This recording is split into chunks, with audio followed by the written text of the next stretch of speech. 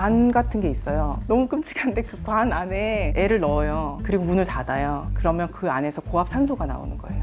고압으로 산소를 마시고 나오면 머리가 맑아지고 좋아진다.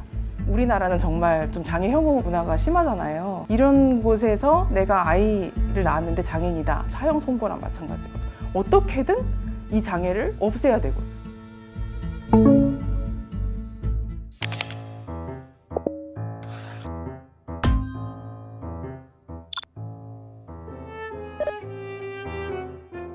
우리나라 자폐성 장애를 가진 아이들의 부모님들이 왜 아이들을 사이비치료사한테 데려갈까? 그 사이비치료실 안에서 학대가 일어나는데 그게 굉장히 궁금했습니다. 그래서 논문을 쓰기 시작했습니다. 아이가 둘이 있는데요. 아이 둘 다 발달 장애가 있고요. 사이비치료 연구를 하기 위해서 참여자 모집을 하는데 이수연 선생님을 누가 추천을 해주셨어요. 한 2년 전에 알게 되었고, 가장 위험한 치료가 생물학적 치료인데 여기에는 고압산소, 혈액교체, 킬레이션, 동종요법, 백신 거부, 심지어 수술까지. 수술이요? 네, 포함이 됩니다.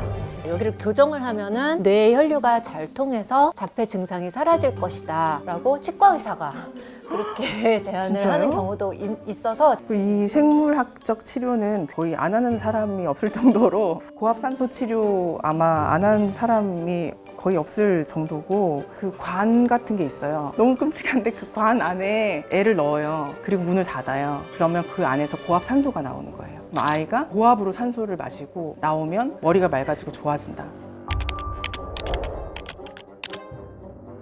전혀 효과가 없다라고 미국 FDA 사이트에도 명시를 해놨어요. 이것은 굉장히 위험한 거니까 하지 말아라라고 해놨는데도 우리나라는 정말 많이 하죠. 병원에서 심지어 네, 병원에서도 하고 그 기계를 사는 엄마들도 많아요. 알약 같은 걸 막 갈아가지고 먹이고 막 그 부작용이 너무 심해가지고 아이의 성기가 다 헐었대요. 그래서 변을 못 볼 정도로. 막 그랬는데 거기서 미안하다. 남자아이들은 임상이 많은데 여자아이라서 자기가 경험이 부족했다. 환불해주겠다. 그런 끔찍한 얘기도 들었습니다. 그 홀딩 요법이라는 게 있어요. 얘네가 사랑이 부족해서 많이 안아줘야 된다. 홀딩 요법으로 죽는 아이들이 있어요. 왜냐하면은 그 홀딩을 할 때 아주 세게 해야 되는 거예요. 부모님들이 사이비치료를 찾아갈 수밖에 없는 이유는 그 사회에서 주는 프레셔가 있는 거죠. 우리나라는 장애에 대해서 뿌리 깊은 편견을 갖고 있어요. 그러다 보니까 부모님들은 너무나도 사랑하는 자식이 이 세상을 살아갈 때에 앞으로 겪게 될 고통이 너무나도 보이는 거죠. 어떻게든 살아야 하기 때문에 안 해볼 수가 없는 거예요. 사이비 치료에 갔을 때 1, 2년만 하면 자폐가 사라진다 이렇게 얘기를 하잖아요. 그러면 달콤한 꿈을 꾸게 되는 거예요. 그러니까 여기서 그래도 조금 참고 견디면 비장애인으로 살 수 있어. 그리고 그 사이비 치료라는 게 또 가서 상담을 받아보면 그냥 되게 황당하지 않아요. 나름대로의 뇌사진의 변화 그리고 그래프 막 이렇게 있고 하니까 되게 과학적으로 보여요. 심지어는 그 왕의 DNA는 특허까지 받았잖아요. 그러니까 특허 받았으니까 이건 인정된 거야. 해도 돼. 이렇게 생각을 하시는 거예요. 사이비 치료사들이 본인이 스스로 사이비라고 생각하지 않아요. 본인은 진짜로 그게 효과가 있다고 믿고 그렇기 때문에 그렇게 적극적으로 설득을 하고 또 그런 말도 안 되는 논리를 방어를 할 수가 있는 거예요. 이 치료사들이 사용하는 전략이 사교육 학원에서 사용하는 전략들과 굉장히 비슷해요. 학원 가면은 얘는 이거 못하네요. 빨리 더 시키셔야 돼요 라고 하거든요. 그런데 이 장애 아이들, 특히 자폐성 장애 경우에는 골든타임이 굉장히 강조가 돼요. 그러니까 마음이 되게 조급해지는 거예요. 맞아요. 저도 이 골든타임 이 안에 뭔가를 안 이뤄놓으면 내 아이는 평생 그럼 중증장애로 살아야 돼? 어떻게든 그래도 경증으로라도 만들어야지. 사실은 7세 이후에 훨씬 더 많이 성장했거든요.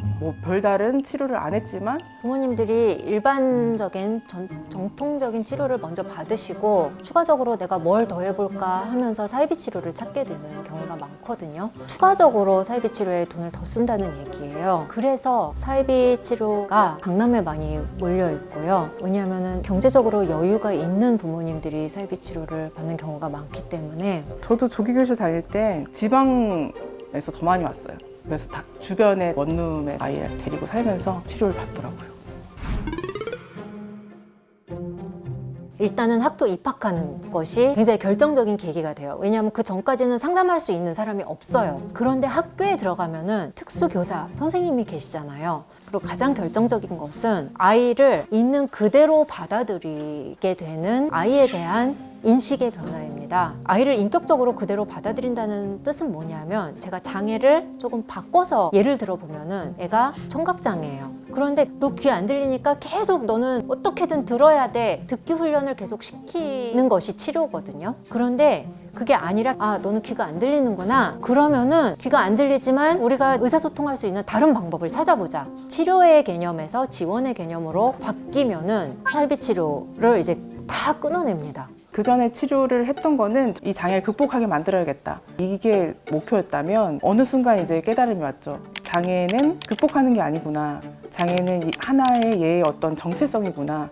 해외에서는 이미 유아 때 진단을 받고 학교에 들어온 아이들은 학교 들어오기 전부터 이미 쭉 걔를 위한 교육 서비스가 다 설계가 되어 있고, 진단을 받을 경우 얘한테 어떠한 서비스가 제공될 것이다 라는 안내문이 검색 한 번으로 나와요. 심지어 여러 나라 말로, 한국어로도 되어 있어요.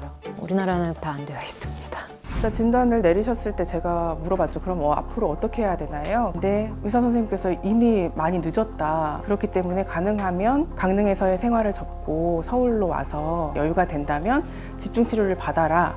그거 하시더라고요. 그래서 제가 어떻게 그러면 그걸 받는 거냐 그랬더니, 그건 어머님께서 검색해 보셔야 된다, 알아보셔야 된다고 하시는 거예요. 그래서 저는 너무 황당한 거예요.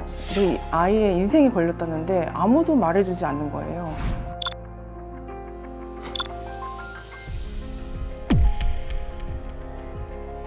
우리 사회가 외모를 중요하게 여기고 학벌을 중요하게 여기고 성적을 중요하게 여기고, 사실은 다 같은 맥락이에요. 근데 그 중에 지금 가장 불리한 조건이 장애를 가진 거죠. 사회 전체에 퍼져 있는 병이라고 봅니다.